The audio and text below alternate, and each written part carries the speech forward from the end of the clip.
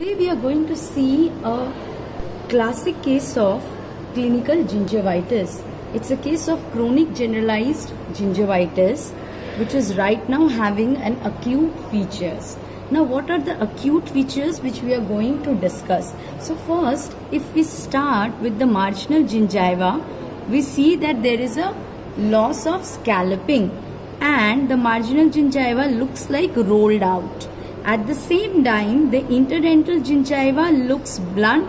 The tip of the interdental gingiva or the papilla is blunt, and clearly there is an increase in size of the marginal and interdental gingiva because of the increase in the cellular and the intercellular elements.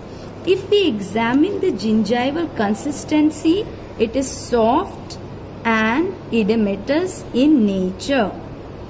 At the same time, if we see the surface texture, there is a loss of stippling and the gingiva looks smooth and shiny in appearance.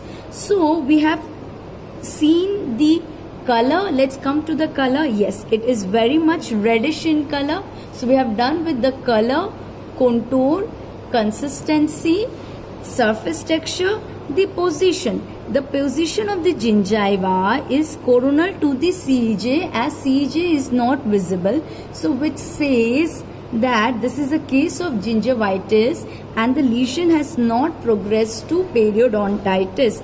Let us see what about bleeding on probing. One of the features indicating inflammation of the gingiva. So we will probe in a walking fashion and see or check for the different sides for 10 to 30 seconds if they have bleeding on probing.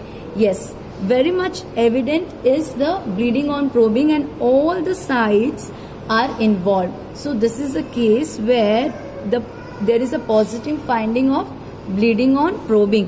What about pocket depth? Let us check the probing depth.